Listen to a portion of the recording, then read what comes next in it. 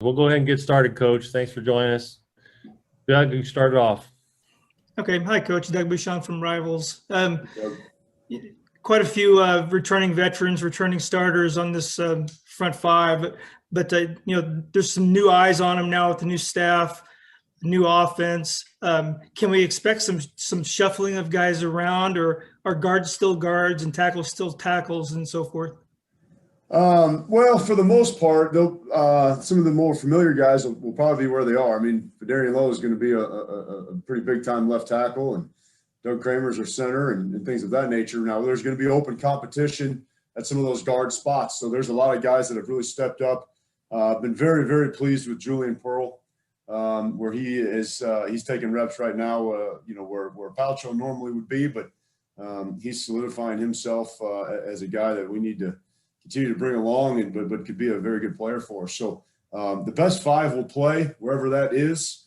And there's going to be some guys that'll move around a little bit, to get us those best five. And we do cross-train a lot of our guys. It does help with their versatility. It helps with the next level and things of that nature. But we want to be able to put the best five on the field. So for the most part, I think the roster will remain maybe consistent with their positions or where they're listed. But if we feel like a guy can get in, get movement, our guard position is incredibly important to the way we block things. So we need maulers up there. We need guys that can get after people and change the line of scrimmage. And if a guy that's playing outside can do that, then that's where we'll put him. So to answer your question, I think there's probably that's open. We're open for that, but at the same time, we're going to get great at where they are too. Kendrick Green's a pretty good football player. He's on the way to the NFL. Who's battling for that left guard position that he vacated? Well, we've kind of got a round robin deal that's open competition there. Blake Jarasati's a guy that if you're out to practice was there the first couple of days. Jordan Slaughter is going to be in the mix for the guard spot. Obviously, Verge Brown's a returning guy, but and Alex Pilstrom will be competing for some jobs too in the guard spot room or the guard room. So right now it's way too early to name a starting depth, of course, but I do like some things I'm seeing out of some guys, and it is a new technique. There's some new technique changes up front that we're going to do with our double teams and how we get our combinations and the vertical push, vertical movement that we get. So kind of those four right now, probably taking the majority of the reps with the first two groups. Certainly some young guys we need to try to bring along and develop too, but I'd say those four, and then we'll see where we do with Julian Pearl. We might move him in from time to time and try to get our best five up there playing consistently. All right, thank you, Coach. Yeah. Hey, Bart, I'm just wondering, you kind of talked about the experience that you have back on the line. What has that been like for you coming in as a new coach with some guys that, understand a lot of the basics of the position, having played for a number of years? But what's that been like from a coaching perspective to kind of come in and, teach this new philosophy that you have? Sure. Well, I think one of the big things with that experience gives you is the fact that they've heard these terms before. They've heard some of the nuances of the position, so they know what it means to take a deep replacement step. They know what a vertical set is. They know some of the vocabulary.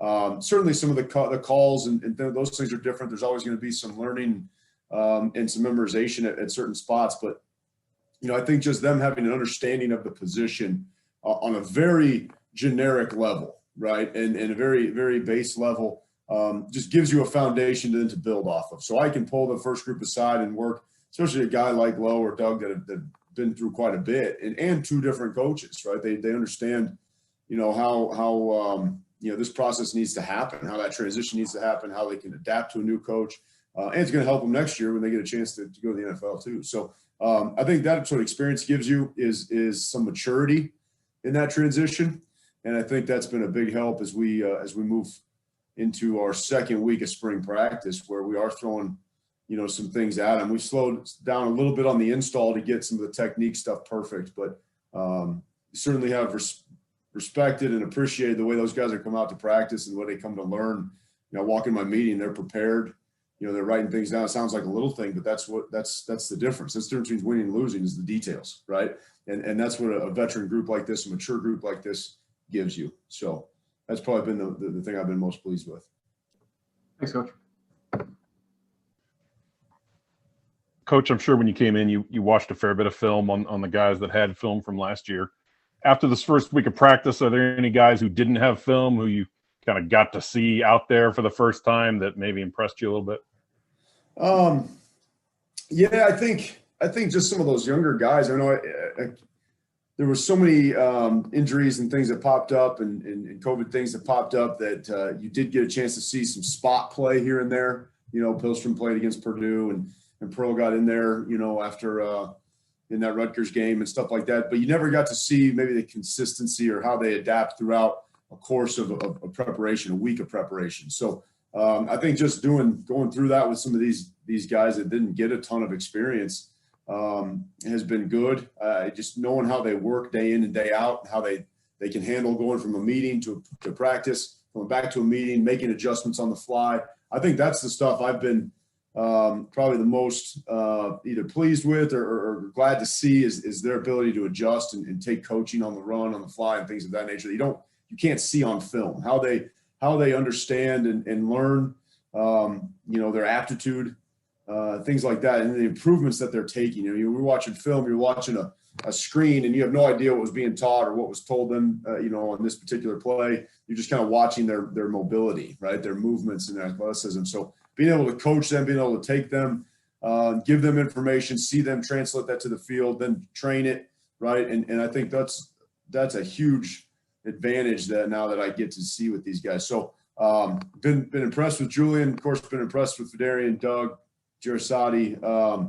There's a lot of young guys. Josh Plor he's put him at center the other day. He had a great play, picked up a wide rush on a very difficult protection. So lots of little things, little improvements, and that's the thing we ask for. We want them to get better every day. If you can, like, you know, Coach always talks about stacking days. If we can stack days, right, and build that foundation from the ground up, a strong foundation, you're going to have a lot of success. And if you get a little bit better tomorrow and the next day and the next day, how good are you going to be in a week? How good are you going to be next August or in 2 years? So that's the focal point right now, is getting better at those little things on a daily basis. And I think that's true, Robert, for everybody, you know, not just guys that played last year. Thanks. Hey, Bart, good to see you.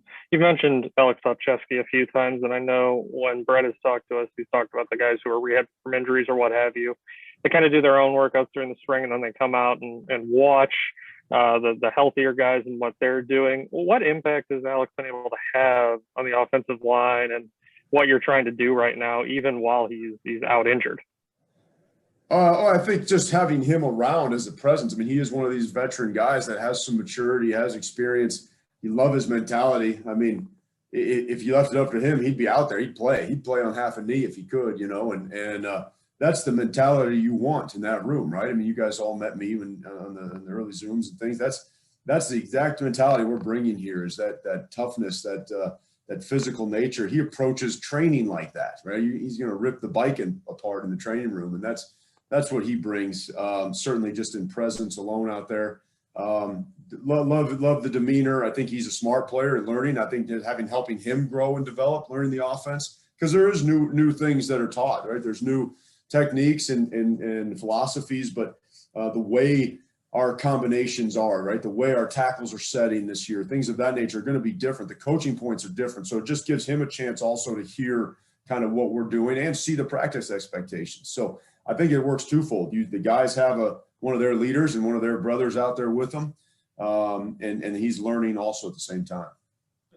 Thank you, Bart. Hey, Bart, you mentioned Julian Pearl a couple of times here. He got a lot of playing time when Alex went out, and he impressed the previous staff too. So what's impressed you about him and your first good look at him? He's incredibly athletic, and I think that's maybe an obvious one. Everybody that knows him or watched him play growing up, recruiting, all that kind of thing. But he can bend very well. The thing that he's been very good at is adapting to some of the new techniques, the new steps, the new things that we teach, which are not easy to do, right? I mean, that's why so few people do them. They're challenging, but he's able to do that and then get vertical movement. You know, a lot of guys can take these steps and then it gets strung down the line of scrimmage. If you watch a guy like a Vidarian Lowe or Julian Pearl, and they do those things, they can take those steps and have the power now to get movement through the strike, right? They make contact and then they can generate vertical power, vertical movement. That's a very rare skill in offensive line play. And so being able to see some of that, his fluidity, the way how he moves, the way he's able to adapt to a new offense in such a short amount of time. Been pleased with some of his stuff in the run game. We got a long way to go in protections and things of that nature, but those tackles in the run game have been very, very impressive for me early on. Thanks, Bart. Hey, Bart, good to see you. I'm just wondering, with all the super seniors that you have, how does this affect the timeline of like the younger guys to not having to worry about finding 5 guys maybe who don't have a lot of college experience? How are you able to develop them more in a longer term here? Well, that's the beauty of spring football, right? Spring training and getting guys reps and working them in, with veteran guys. I think that's a huge focal point moving forward, especially for our group. We got to get our top guys ready to play, but at the same time, that's what spring is developing, right? Developing young talent, developing guys that haven't had a lot of playing time, and putting them in positions that do stress them, that do tax them. How do they respond to those things? How do they adapt to the training and understand what it means to be in a real college weight program? We're in a real physical, hard-nosed college practice, right? All those things. How going through pods or Illini drill or one-on-ones or some of these crossovers with the D-line and being able to compete on a daily basis, not just, my 5 reps during team practice, right? During team. Every time you take the field and you put your hand on the ground, you know you're going to win, right? It's a mentality that's created through the training, through their preparation. And I think just a young guy going through a spring training, seeing a veteran group maybe go through that same thing, it just cements, that ethos within the room that this is what I need to do to compete and win and be great in the Big Ten and at this program. So I think just from a mental standpoint, the spring football is great for that. Obviously, they're getting the coaching maybe that they wouldn't get during the season when they're on scout team or whatever it is. They're getting those reps. So this is a critical time of year. I think we've all been talking about that for the last 3 months. This is a critical time of year for us as a program for those developmental reasons. And if I could quickly, we've heard you mention Vidarian Lowe a few times, and Bielema mentioned him. What's been impressive about him in the short time that you guys have had together? His ability to move up the field. He's able to set very, very well, very fluid with his sets. He does take coaching very well. Sometimes that's hard for a guy that maybe is cemented in his ways for 4 or 5 years, but he takes coaching very well. He improves on those things. And then his ability to get the backside cut off, his ability to generate movement. A lot of times you get a very athletic tackle and he can move his feet well, but he doesn't have the power needed to generate movement, right? Vidarian has those things. So, and he's showing that early on going against our top guys, right? Like Owen and Isaiah. And I love the way he competes. I think he's taken a strong leadership role, as has Kramer, as has Jarisati, as has some of those guys that you would expect that from. So, been very, very pleased maybe with where he's at in terms of the progression. But we have, again, him too, we have a long way to go, right, as a unit and for where I think we could be for our potential. Thanks, Bart. Yep. Hi, Coach. Doug Kramer spoke with us last week, and he kind of mentioned how you were able to keep the O-line pride monster around and that kind of stuff, but you also added some things. What kind of went into that process, and what exactly does O-line pride mean, I guess, for you? Well, that's a great question. And that, anytime you take over a unit that has some tradition, that has things that they care about, right? You want to be able to adapt to some of those things, but it has to mean something, right? It has to be ingrained in every member of the team. It has to be something that we all believe in. And it's not just a T-shirt. It's not a punchline. It's not a break at the end of practice. It has to stand for something. And so we talk in our room all the time about, what we are, right, and what we want to be. And I think the last time I spoke with you guys, we're talking about the meanest and the toughest and the nastiest guys on the field, but it goes deeper than that, right? It's a brotherhood. It's a foundation that's forged through the hardship of playing this position. It's forged through those late nights where you got early practice in the morning, the hard workouts, right, the inside drill going right into another period of team in Indy and getting all these reps. It's all the struggles that you go through, but you're going through them with the guy next to you. And nobody practices that way. Nobody plays that way.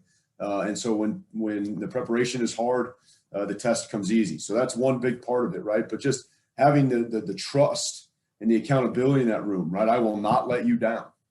Okay, that's a big part of it. You can trust me, and I can trust them, and all that goes into those things, right? Fighting for the guy next to you, and then we've got a poster in our room, and sometime when COVID's available, maybe we'll release that, but or not constricting us, we'll release that. But there's a laundry list of key points that what that means and what O-line pride really is, right? It's taking pride in you're doing a job that nobody else has the ability or the desire to do, right? And that's where winners are, deep down, where nobody else wants to go, and that's what we believe, and that's what we fight for, and that's what we train for. And if you got all 5 guys on that unit part of something that's greater than themselves, right, you can take a lot of pride in that, and that's really what O-line pride is, right? You're doing something that nobody else can, and you're doing it physically, you're doing it nasty, and you're changing the game that way. So that's what that means.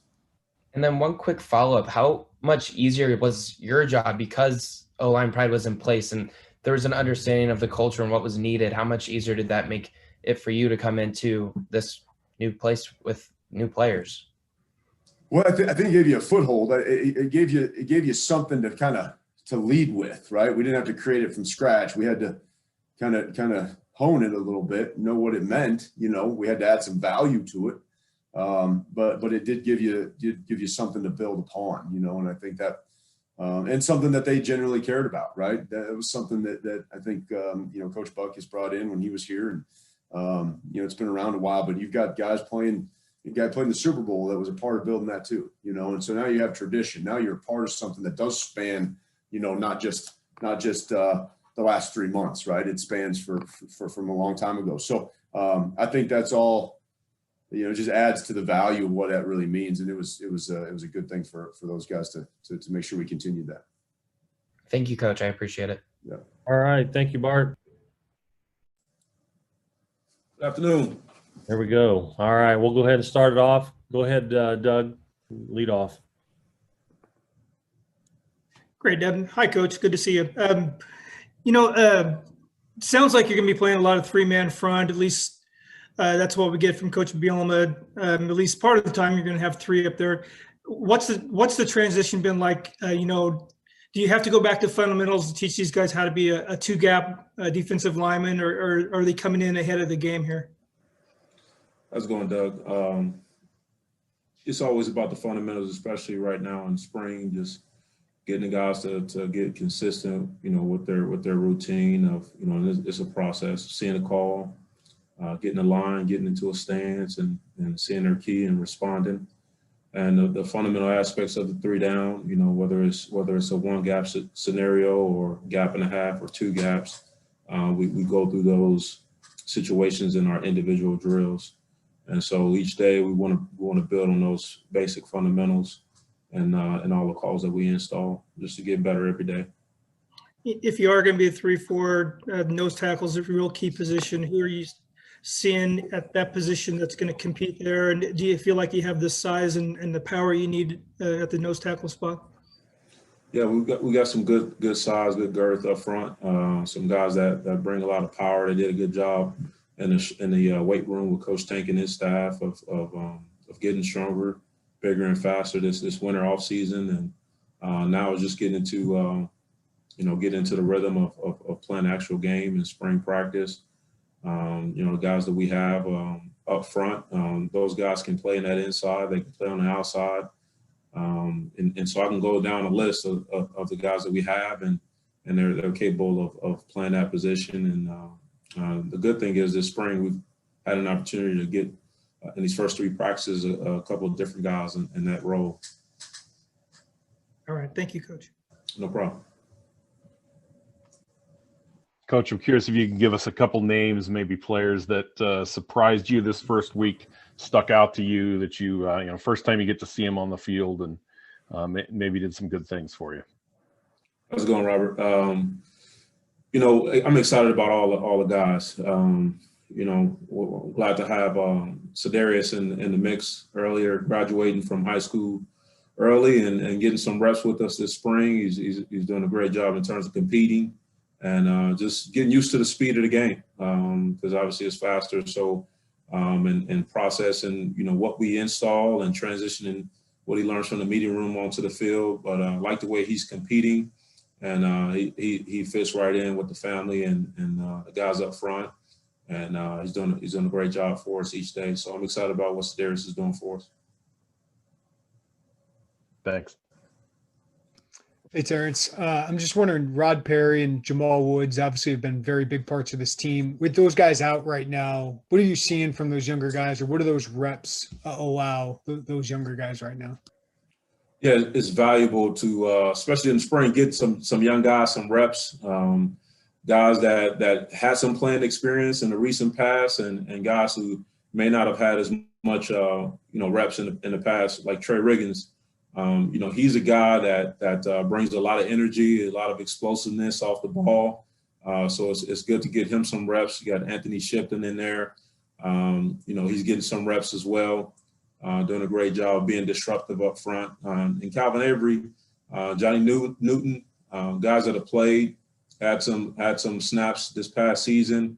For them to have an opportunity to get more and more reps this spring is huge. Deion Pate. Quentin McCoy, it's just Keith Randolph. We're excited about all those guys. Anytime they can get reps, live competition, team periods, inside run, one-on-one pass rush, I think that's always huge to get it on film and try to correct and improve. Thanks, Terrance. Right. Hey, Terrance, good to see you. You mentioned a lot of those guys were, kind of younger or underclassmen, not so many super seniors with your group. What do you make of where this group is now, and where can they be long-term, just given you're going to have a few years with them? Yeah, I think the future is bright, Joey. I think with these guys getting a chance to get a lot of reps, we just finished practice 3, just put the pass on. And like I mentioned before, fundamentals and building a routine of perfecting your craft up front and to get these reps and to get it filmed, that's really just going to help us moving forward, even beyond the spring and in the summer and leading into the season. But we're just taking it a day at a time and trying to stack days really right now. And you mentioned Keith and Johnny. I think Keith is still fairly new to football, even though he's, been around for a little bit. But what have your impressions been of those two guys? We saw them play quite a bit last season. Yeah, I mean, the first thing is smart football players, very intelligent, able to transition what we talk about in the meeting room, what we watch on film, and work to get the fundamentals corrected in Indy, and great size and great physicality, tough football players, and they bring a lot of value to the defense, especially up front. Guys that can play in multiple positions up front, and guys that love football. I mean, that's always awesome. Thank you. Terrance, good to see you. One thing that Bart just told us about was, watching guys on film and then, obviously going to see the guys in person, kind of comparing that. Well, you just listed off so many names of different underclassmen. Some of those guys got reps last season, and so many other upperclassmen did as well. Being able to see film on all those guys' actual game film before coming into spring ball, did that actually kind of help out in any way, just with getting prepared for what was to come and what you expected of these guys and things like that? Yeah, Colin, that always helps to get fresh eyes on the guys when you come in and watch their tape and see the film that they have put out there from the past season in this conference, because that's huge, and seeing that and how they can move forward, and also in the winter session, seeing them work out and train with the strength and conditioning staff, so you see them movement skills. You see them push a lot of weight, a lot of heavy weight, and so see some explosiveness and see that gain in that short period of time. You just put those things together: the film, the weight room movements, the strength that they've gained in this short period of time, and also these first couple of days of practice. That all helps. And just a quick player-specific thing, since he's a local guy, Bryce Barnes. What have you liked that you've seen from him so far? Yeah, Bryce, I love Bryce. I love his energy that he brings to the group. The guys love him. He's out as well, and so I'll defer that detail to Coach B. Thanks, Terrance. No problem. Hey, Coach. Obviously, you played for Coach B back in the day, but and he does these like flip-flop Fridays, and it seems like Fridays are kind of like a good feel-good Friday kind of thing. Can you take me back to your experiences when you were a player for him with flip-flop Fridays and all that kind of stuff? Yeah, flip-flop Friday. So Friday was a day, it was usually a travel day, home games. We would obviously, just like any team, we would travel to a local hotel, or if we were away game, we would be getting prepared to travel out to an away game location. But we would always have our meetings, our walkthrough there at the facility, and routinely Coach B would have his flip-flops and quarter zip pullover as well. But that doesn't mean we're necessarily relaxed, but we're focused, and we prepare for that moment, for that review session. So it's not necessarily a hang loose situation. It's more of a focused Friday. And then from a player's perspective, why do you think the players seem to enjoy that so much? I was talking with Owen Carney last week, and he just seemed to kind of really enjoy that experience and enjoy the fun aspect of it, I guess. Well, I think I think what our players, what they've experienced with Coach B is the genuineness. I think they've experienced a coach that cares, and really the way he approaches every day. How he comes to work, and the work that he puts in, the time he puts in to study, for the preparation of our guys, to get them prepared and ready to go. I think they see that, they appreciate that, and I think that's what they're enjoying.